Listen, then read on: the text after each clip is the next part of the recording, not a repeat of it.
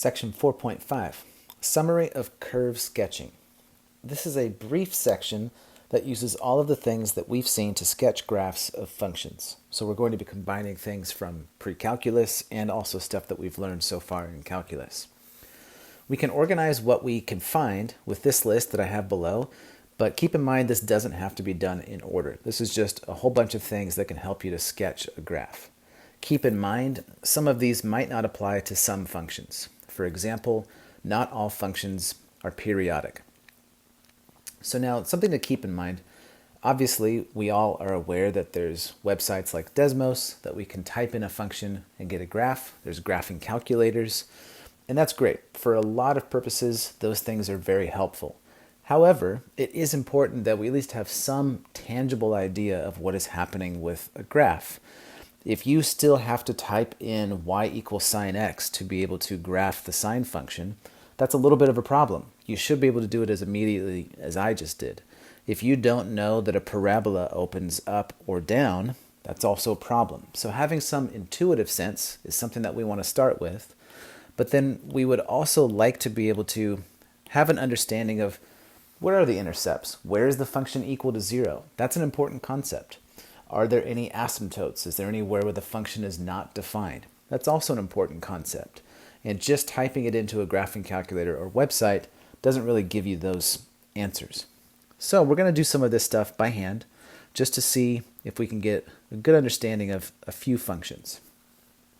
So this list that we're going to be going through, domain, what's the domain of the function? This helps us just know where is the function defined. It might restrict in some cases, other cases it might be all real numbers. Intercepts, where is the function equal to 0? Is there any symmetry of the function? We're going to describe that if you haven't seen it before. Is the function periodic, like trigonometric functions? Where are the asymptotes? Vertical asymptotes, where the function is not defined, and also horizontal asymptotes. What's the end behavior for a function? And then using some ideas from calculus, what are the intervals of where the function is increasing or decreasing? Where are the local maximum or minimum? That's a very important concept that's going to be continued in the next section we look at. And then what are the intervals of concavity and the inflection points? So for our first example, sketch the graph of f of x equal to x squared divided by the square root of x plus 1. So the first thing that we want to ask is, what is the domain of this function? Can I put anything that I want into this function? So something that we might want to think about with a rational expression like this, where we have a fraction, is that we are not allowed to divide by 0. But something else that we can keep in mind is with a square root, we aren't allowed to have any negative numbers in there. So we need what's inside the square root to be positive. And we wouldn't want to say it needs to be greater than or equal to 0 because we know that we don't want it to be equal to 0. So really, we just have x plus 1 has to be greater than 0, which means x is greater than negative 1.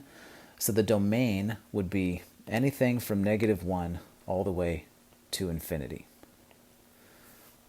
If you want to just test a couple of numbers just to see why this is true, try plugging in negative 2.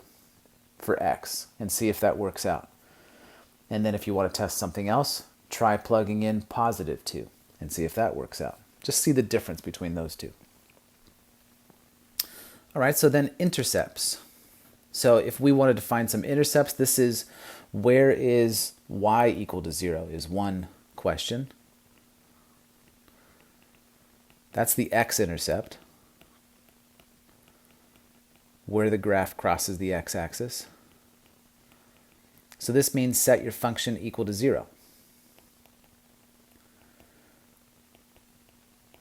So x squared divided by the square root of x plus 1 equal to 0. With a fraction, there's one way that you can handle this. That function is only equal to 0 where the numerator is equal to 0. And x squared equals 0, that only happens when x is equal to 0. So first of all, you get an x-intercept at the coordinate 0, 0. And notice 0 for x, that is in our domain. So that is an actual point on our graph. And then we would also like to ask, where is x equal to 0? Meaning, when you plug in 0, what do you get for y? So y-intercepts. This is where x equals 0. But from what we just did, we can see that the y-intercept is the same thing as the x-intercept, and that's it. Now we've got all of our intercepts. So really, there's just one point at the origin where this graph is going to cross either axis, and then that's it. So now symmetry. If you haven't seen anything about symmetry before, this is really some of the main stuff. Is f of negative x equal to f of x? Which means if you plug in negative x, do you get the original function back out? If so, that makes it an even function. On the other hand, if you plug in negative x and you get the opposite of the function, f of negative x equals negative f of x, that makes the function odd. So if you go back to the function that we had, f of x equal to x squared divided by the square root of x plus 1, you can see if it's even or odd just by doing the same thing. Plug in negative x. This gives you negative x quantity squared divided by the square root of negative x plus 1, which is x squared, which looks the same as our original function, but divided by the square root of negative x plus 1, which is definitely not the same as our original function. If you want to think about it a little bit more, notice the domain is different. You need negative x plus 1 to be greater than 0, which means actually x has to be less than positive 1.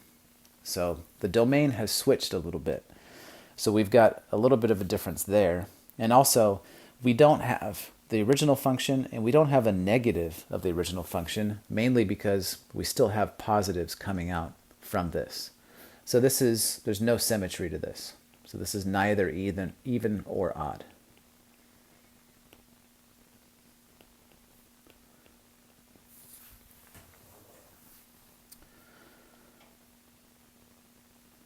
Asymptotes. So here we're thinking of horizontal and vertical asymptotes. So let's start with vertical. And if you think of what this might relate to, it relates to our domain. If you were to plug in negative 1, you would get negative 1 squared divided by 0. So that's telling us that we have a vertical asymptote at x equal negative 1. Also, if you think about what is happening as x is approaching negative 1, from the right of our original function, just think about what this might mean with approaching positive or negative infinity. So as x is approaching negative 1, x squared is approaching a positive. Square root of x plus 1, that's also getting very close to 0, but from a positive direction. So this is actually going to be positive infinity, which that tells you something about the graph. That means as we're getting closer to that vertical asymptote, our function is essentially going up. It's heading towards infinity. So then horizontal asymptote. This is where we're looking at the limits at infinity or at negative infinity. But the domain only goes to the right, from negative 1 all the way to the right to positive infinity. So here we're looking at the limit as x approaches infinity of x squared over x plus 1, or square root of x plus 1. And here we're going to use the ideas of Lhopitals Rule. But also something that we can just notice, if you think of in degrees, like polynomials, you've got x squared in the numerator, so degree 2, and you technically have x plus 1 quantity to the 1/2. So you've got a higher degree in the numerator.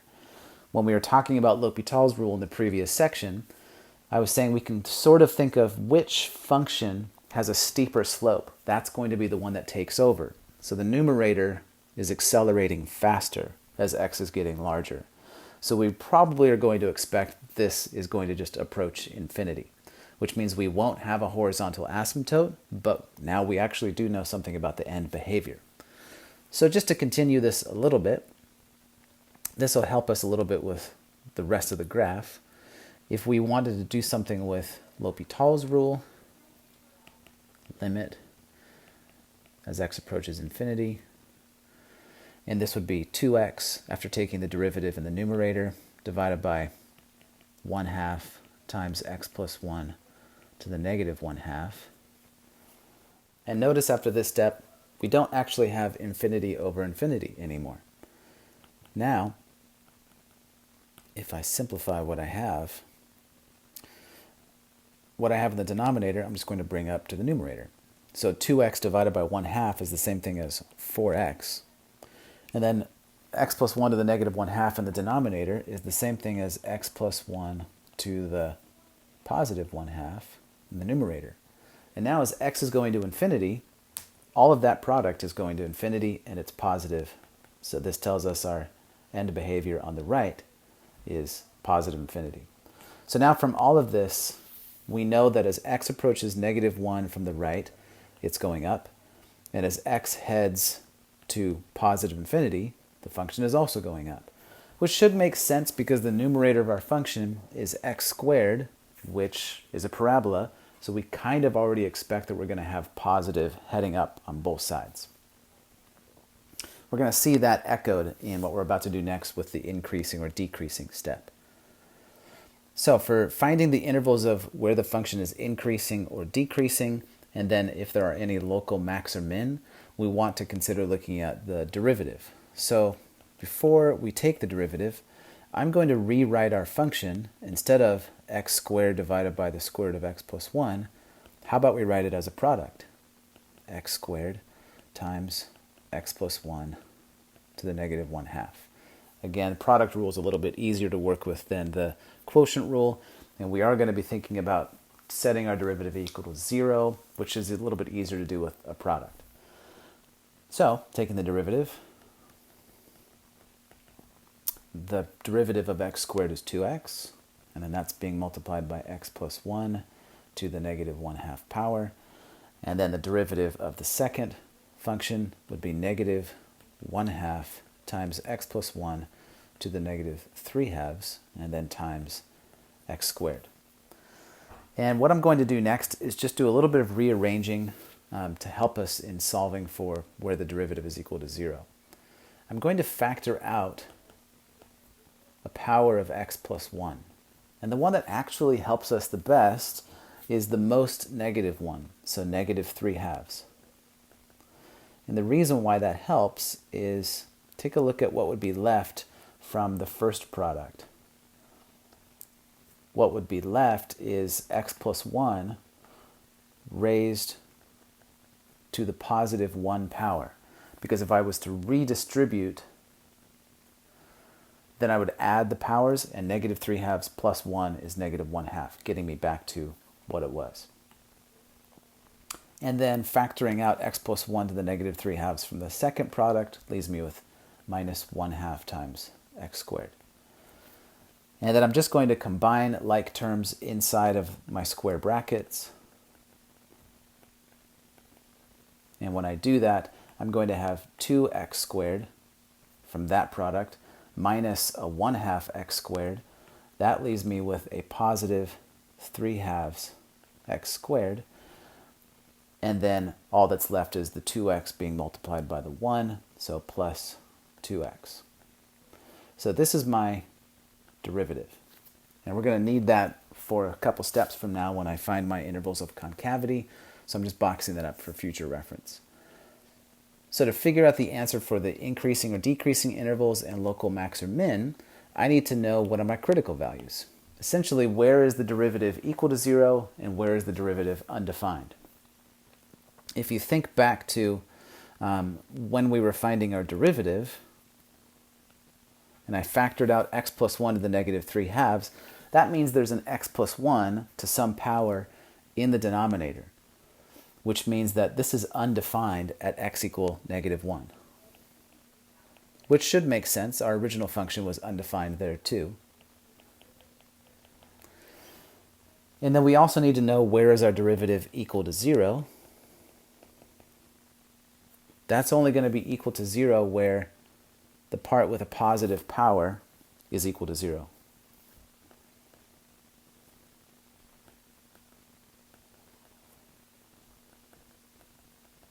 Because again, the x plus 1 to the -3/2, that's really in the denominator. And as we saw before, the numerator of the fraction, that's where we're concerned about this function being equal to 0. So this means that I could factor an x out. And that tells me that my derivative is equal to 0 when x is equal to 0, and also when 3/2 x plus 2 is equal to 0. And if I solve for x, I would subtract the 2 and then multiply by 2/3. That gives me -4/3. So we've got a critical number of x equals 0, but x equal -4/3, that's not even in the domain of our function. So there's no sense in us considering it. So to figure out the intervals of concavity, I'm just going to set up a little chart where I've got -1 and 0. And then I'm going to say whether the derivative is positive or negative, and then where the original function is increasing or decreasing. I need some test points.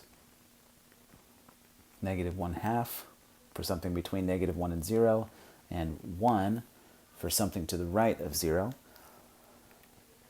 Grab a calculator, plug in -1/2 into your derivative, which is up here squared. You're going to get a negative from that, which tells me that my function is decreasing, which makes sense. It's moving away from that vertical axis. It was already going up as it was heading towards the axis, so it must be going down. But then we do expect that it's going to turn around and head back up again, which you do see when you plug in x equal 1 into your derivative. You're going to get a positive from that. And that gives me that the function is increasing, which means that I have to have some local minimum where I have a sign change. So there's a sign change right here at x equals 0. Sign change in f prime of x at x equals 0. It goes from negative to positive. That tells me that we have a local minimum.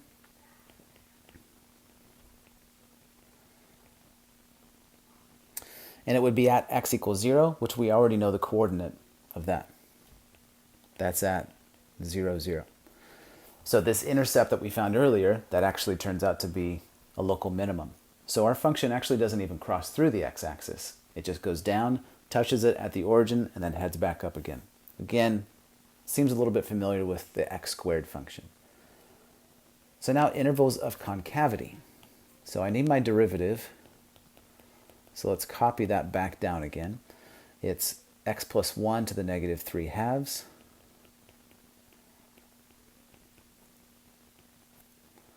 times 3/2 x squared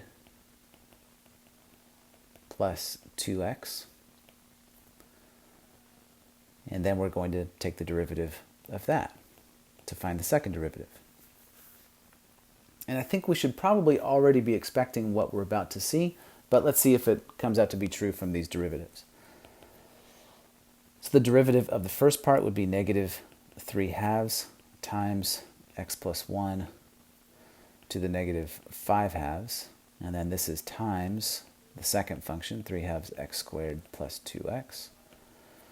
And then plus, I'm going to have x plus 1 to the -3/2 again, but then the derivative of what's inside from the original brackets, 3/2 times 2, so that's 3x, and then plus 2.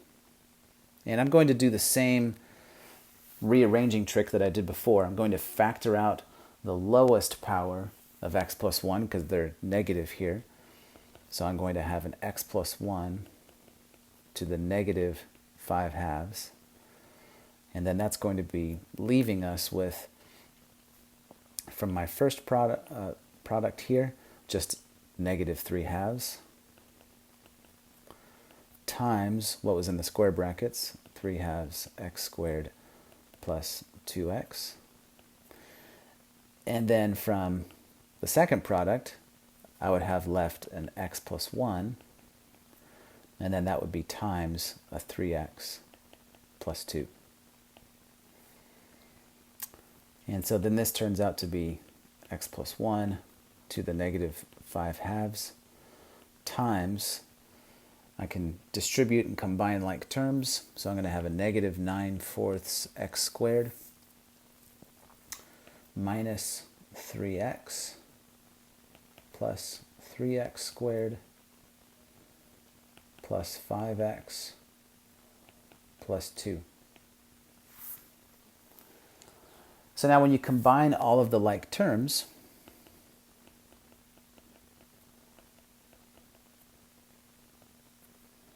you're left with, for your x squareds, you'd have 12/4 minus 9/4, that's, 12/4 minus 9/4, that's 3/4. With the x terms, so plus 2x, and then plus 2. And here's really all that I want us to think about. Could you see the second derivative being negative for x being greater than negative 1? Could that happen? You could say, well, what if we plugged in 0? Well, you get a positive. Okay, so everything greater than 0, definitely it's positive. What about anything in between negative 1 and 0? Like, what if you were just to plug in negative 1/2? If you plugged in negative 1/2 here, that would be a positive. What about if you plugged a negative 1/2 in there? Well, negative 1/2 squared is positive. A negative 1/2 times 2, that's negative 1, but that's going to be added to a 2. So I've got positive from all of this.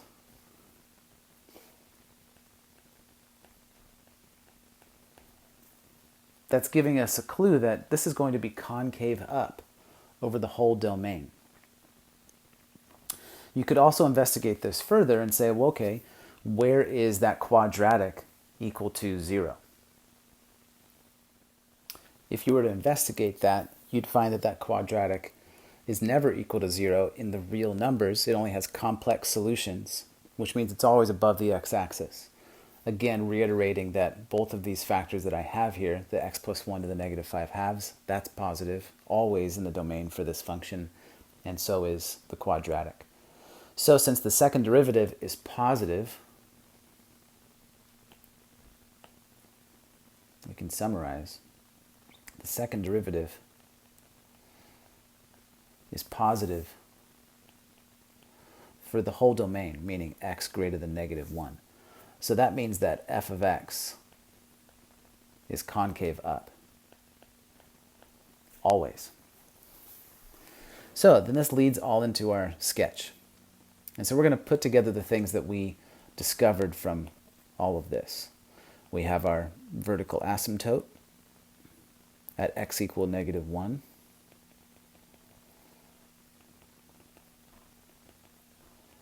We know that we have a local minimum at 0, 0. And we also know that it's decreasing between negative 1 and 0, but it's concave up. And then after that, it turns back around and it becomes increasing again. And it's also still concave up. So it's like the x squared graph, it just doesn't continue to the left past x equal negative 1. Everything that we discussed in this whole problem, it's a lot of steps, and it's one of those things of, it's a great review of everything that we've seen so far. Lhopitals rule, derivative, second derivative, increasing, decreasing, etc., all of that, and then summarizing all of those thoughts into some graphs.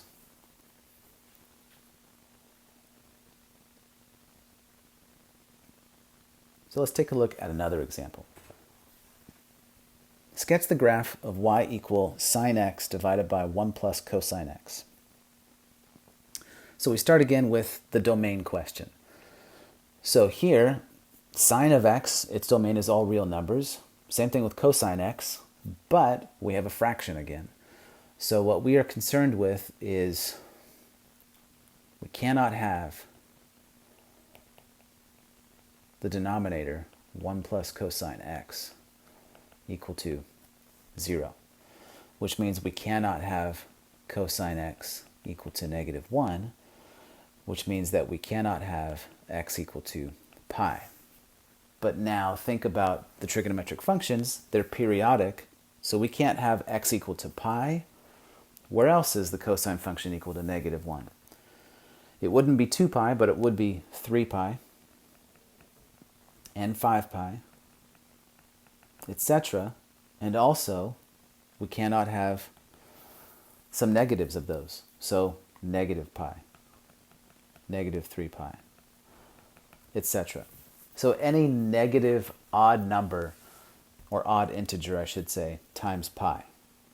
So the domain you could say is x cannot be equal to positive and negative odd integers of pi.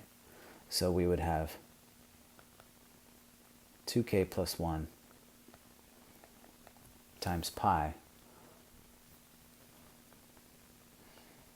for any integer k. Integers include the positives and negatives and 0. So if you were to plug in, say, 0 for k, that's where you get the pi from. If you plug in 1 for k, that's where you get 3 pi. If you plug in negative 1 for k, that's where you get negative pi, etc. So this is a way of summarizing what the domain is. This is also pointing out to you something a little bit later on, symmetry and whether the function is periodic. We can already see that where this function is undefined, meaning the domain, pi to 3 pi, is separated by a measurement of 2 pi units. So it looks like the period is 2 pi, which should make sense because the period for sine and cosine is 2 pi. We're going to find the intercepts first, and then we'll take a look at the symmetry. So for the intercepts, again, we want the y-intercept and the x-intercept. So y-intercept, this is going to be where x is equal to 0. When you plug in 0, you get that y is equal to sine of 0, which is 0, divided by 1 plus cosine of 0, which is 1. So that's 0. So the y-intercept is at 0, 0. And then the x-intercepts, since we have a periodic function, we're probably going to expect to have a bunch of these. So the x-intercepts is where y is equal to 0. That happens with a fraction when sine x is equal to 0. And we notice that we're going to get a bunch of these. So this happens when x is 0. Also when x is pi, but remember we can't use pi. So we're going to have another one at 2 pi. The next one after that would be 5 pi, but we can't use that. So we're going to get 4 pi. And of course we'd have some negatives from this also. So we'd have negative 2 pi, negative 4 pi, etc.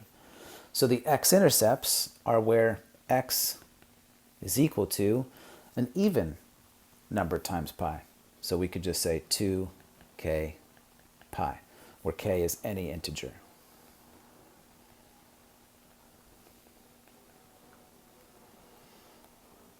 And again, this should make sense with our periodic nature we saw before. The intercepts, the x-intercepts, where the graph is crossing the x-axis, they repeat every 2 pi units. Okay, so we have our domain, our intercepts. We already noticed that the period of this function is 2 pi. So then how about we take a look at the symmetry questions? So let's talk about f of negative x. So this is going to be sine of negative x divided by 1 plus cosine of negative x. And the way that you can help yourself understand this and also make some sense of what sort of symmetry do we get, think about the quadrants 1, 2, 3, and 4. And if you're comparing x as an angle, that would be in the first quadrant, as just an example. Then negative x would be in the fourth quadrant. So then think about where sine and cosine are positive. In the fourth quadrant, sine is negative, which means whatever x is, sine of negative x would be the negative version of sine of x. If you want to experiment with this, grab your calculator and just see what sine of negative 30 degrees is versus sine of positive 30 degrees. And this will make sense. The cosine function, though, is positive in quadrant 4, which means cosine of negative x is the same thing as cosine of x. So here we just noticed that when I plugged in negative x, what I get in return is the negative of the original function. So if you go back to what we say in the symmetry description right above, is f of negative x equal to f of x? No, but we do have f of negative x equal to negative f of x. So this is an odd function. So the sort of symmetry that you get for this is just like what you would see with the sine function. As a little reminder of the sine function, if you look on either side of the y-axis, because that's where x is positive versus where x is negative, the sine function on the right looks like this, but on the left, it's like it's been flipped. So we call that symmetric about the origin, which essentially means flip over the x-axis, then flip over the y-axis. That's the way that you can understand that. So this is symmetric about the origin. So we're going to consider that when we do the graph, especially if you think of that we're going to eventually see that our function is undefined at pi and negative pi. We're going to see some sort of quality like this, where maybe what's on the right of the y-axis, it's been flipped, and it's below the x-axis on the left-hand side, or vice versa. All right, so moving on to our asymptotes. We've already discovered this back in our domain question, when we said that we've got vertical asymptotes at odd integer values of pi. So we'll write that down. Vertical asymptotes at x equal to 2k plus 1, which is an odd integer times pi. For horizontal asymptotes,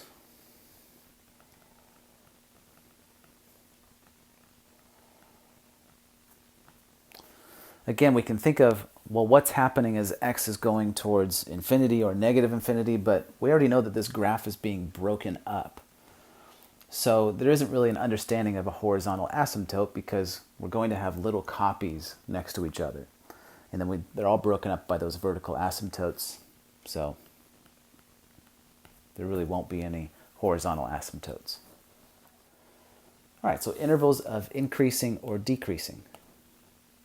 Here, let's take a look at if f of x is sine x divided by 1 plus cosine x, then f prime of x, we would use the quotient rule. So the derivative of the numerator is cosine x, and then times 1 plus cosine x, and then minus the derivative of the denominator is 0 minus sine x, and then that would be times sine x. And then this is all divided by 1 plus cosine x quantity squared. So this gives us cosine squared x plus cosine x plus sine squared x divided by 1 plus cosine x quantity squared.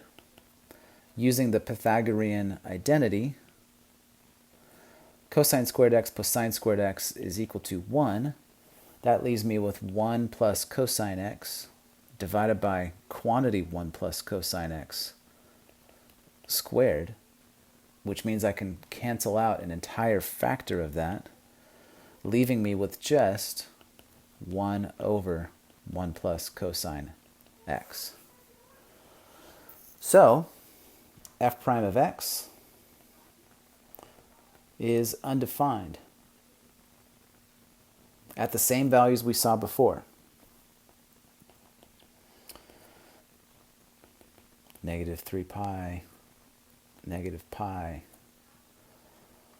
pi, 3 pi, etc. And also, it's never equal to 0.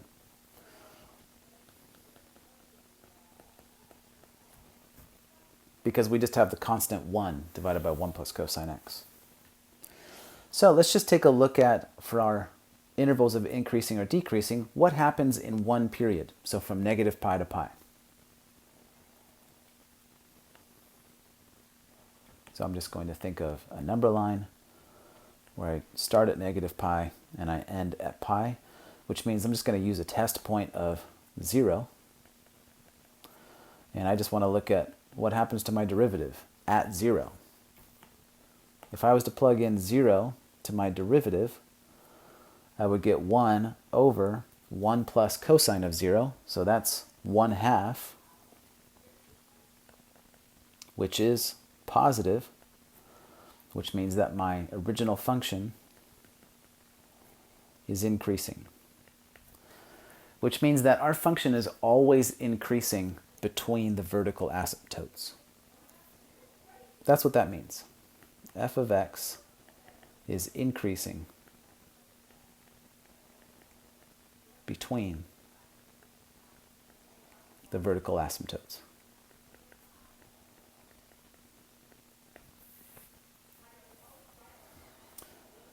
Some of you might already have a little bit of a clue as to what this graph is going to look like, just based off of the fact that the original function was sine x divided by 1 plus cosine x. But let's get a little bit more detail, and then we can do a sketch. So we had that our first derivative was 1 over 1 plus cosine x, quantity to the first power. And I'm going to rewrite that as 1 plus cosine x to the negative 1, just so I can find my second derivative a little bit easier. Second derivative, chain rule, I get a negative 1 times 1 plus cosine x raised to the negative 2 power, but then times the derivative of the inside, which we already saw before is negative sine x. So that I have a negative times a negative, I'm going to get a positive. And then just rearranging, this turns into sine x divided by 1 plus cosine x quantity squared. So here we can see that the second derivative is also undefined at those same places that we saw before. So second derivative is undefined at the same odd integers times pi.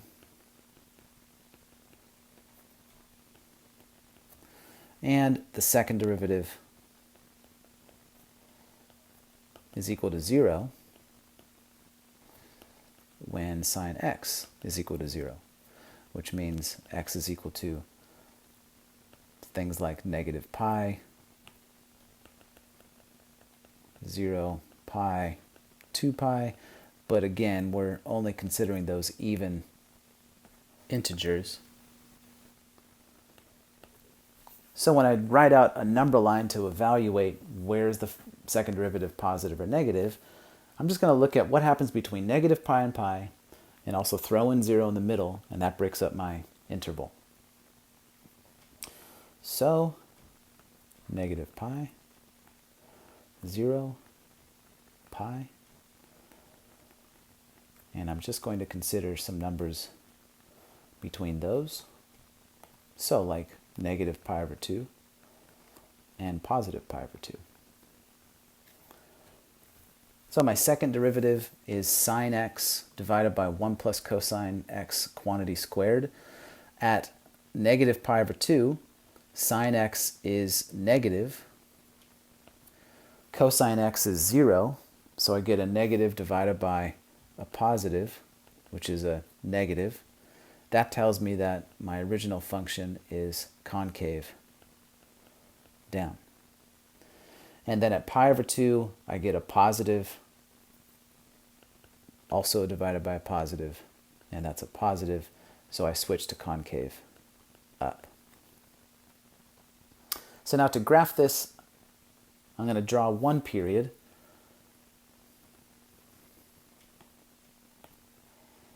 And then we can make copies of that for others.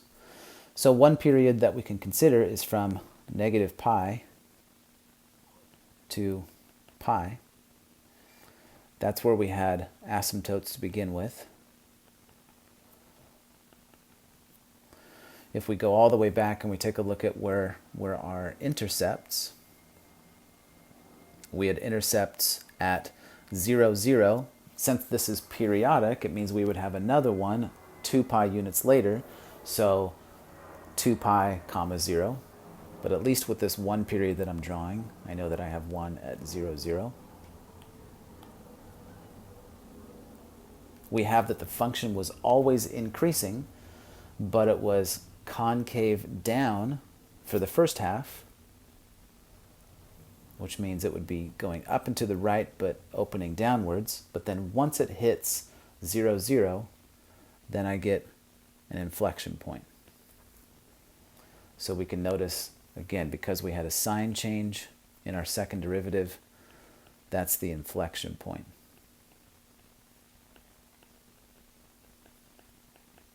At 0, 0. You could make another copy of this by just taking advantage of the periodic nature of the function. So let's say that this is 3 pi over here, and then there's 2 pi. We'd have the same sort of graph, always increasing. And this should remind us of the tangent function. So it's sort of like the tangent function, just the asymptotes have changed and the shape of the graph has changed just slightly.